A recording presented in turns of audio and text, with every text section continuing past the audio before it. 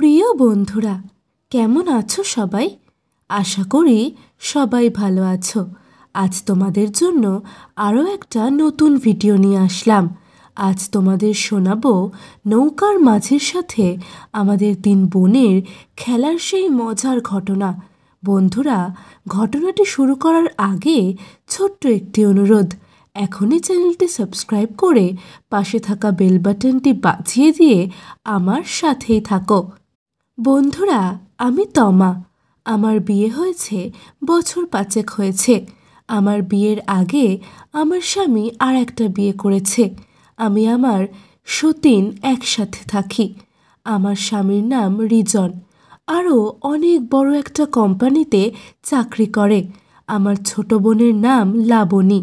লাবণী আমাদের বাড়িতে বেড়াতে এসেছে। লাবণী আসার 2 দিন পর রিজনকে অফিসের কাছে বাইরে যেতে হলো। ফিরতে ফিরতে নাকি 15 থেকে 20 দিনের মতো সময় লাগবে।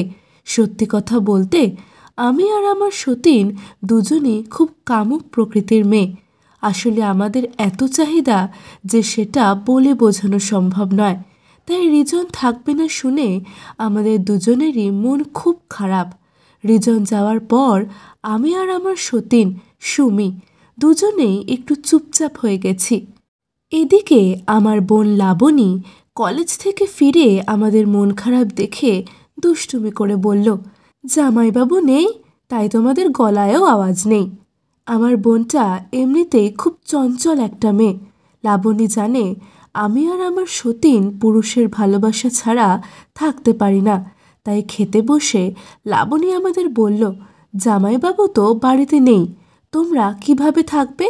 তোমরা তো আবার পুরুষের ভালোবাসা ছাড়া থাকতে পারো না। তাই আমার মাথায় একটা দারুণ আইডিয়া আছে, যেটা করলে প্রচুর মজা পাওয়া যাবে।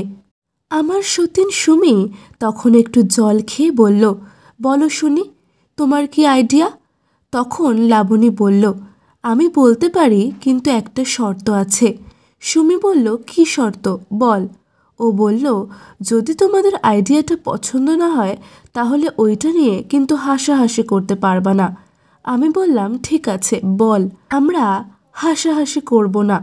তখন লাবণী আমাদের বলতে শুরু করলো, তোমরা জানো কি, যারা প্রচণ্ড খাটাখাটনির কাজ করে তাদের শরীরে অনেক শক্তি থাকে, আর ওদের খেলোয়াড় খুব বড় আর মোটা হয়। সেজন্য তারা অনেকক্ষণ ধরে খেলতে পারে, আর একটানা 20 থেকে 25 মিনিট পারে। আমি তখন ওকে জিজ্ঞেস করলাম, তুই জানলি কি করে? তখন লাবণী আমাকে বলল, ওর এক বান্ধবী আছে, সে ওকে বলেছে। তারপর বলল, আমার আইডিয়াটা কিন্তু এখনও পুরোটা বলিনি, পুরোটা শুনলে বুঝবে কত মজা আছে। সুমি এবার বলল, অত ভাবনা খেয়ে একটু বল না কি বলতে চাস।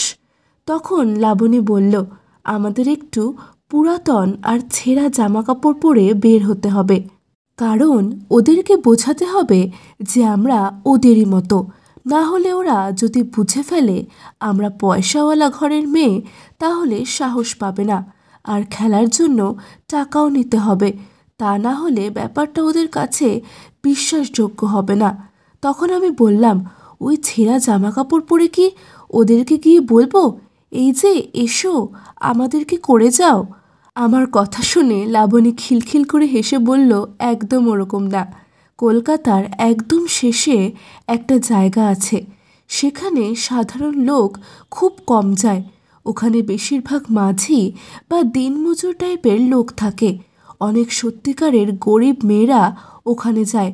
ওরাও কিছু টাকা পয়সা পায়, আর তার সাথে কিছুক্ষণের জন্য মজা। আমার সতীন সুমি এতক্ষণ চুপ করে শুনছিল। তারপরও লাবণীকে বলল, লাবণী, তুই তো দারুণ আইডিয়া দিয়েছিস। তখন লাবণী বলল, চলো তাহলে কালই যাওয়া যাক। এই কথা শুনে সুমি বলল, কাল কেন, চল আজই যাব। এরপর অনেক খোঁজাখুঁজি করে 3টি পুরনো কাপড় বের করলাম, কিন্তু কোনোটাই ছেঁড়া নয়। ওই একটু ব্যাগের ভিতর ঢুকিয়ে রাখার জন্য ভাঁজ নষ্ট হয়ে গেছে। লাবণী আবার জায়গায় জায়গায় ছিঁড়ে দিল। তখন আমরা ভাবতে লাগলাম, এগুলো পুরো রাস্তায় বেরোবো কী করে? তখন সুমি বলল, রাখো তো এগুলো, রাস্তা থেকে একটা সিএনজি ধরে নেব। লাবণী বলল, মোবাইল তো নিয়ে যাওয়া যাবে না। আমি বললাম, যদি রিজন ফোন দিয়ে কাউকে না পায় তাহলে খুব চিন্তায় পড়ে যাবে।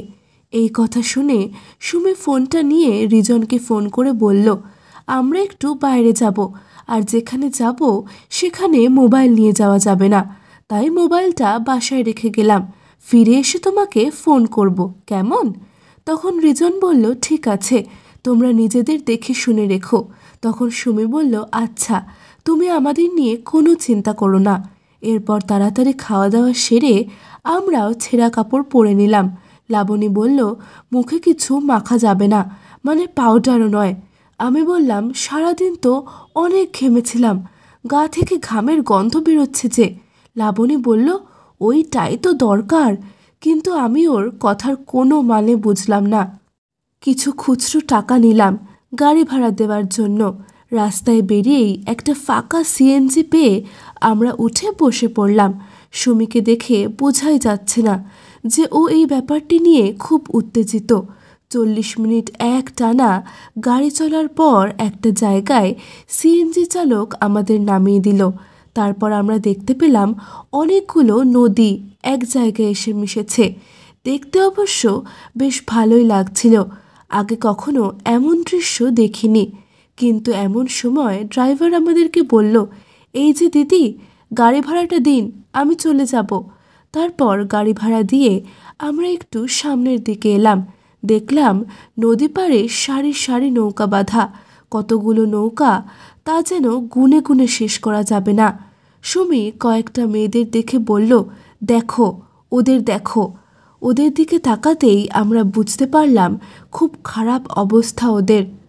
আমরা ওদের কাছে গিয়ে একটু তফাতে দাঁড়ালাম। আমার কাপড় খানিকটা ছেঁড়া থাকার ফলে একটু আধটু দেখা যাচ্ছে। আমাদের পাশে ওই মেয়েগুলো দাঁড়িয়ে আছে। আমি তখন লাবণীকে বললাম, টাকার কথা জানতে চাইলে কি বলবো রে? লাবণী বলল, এটা নিজেই বুঝে নাও, ভেবে নাও কাল সারাদিন খেতে পাওনি, সেটা মনে করে যা বলার তাই বলবে।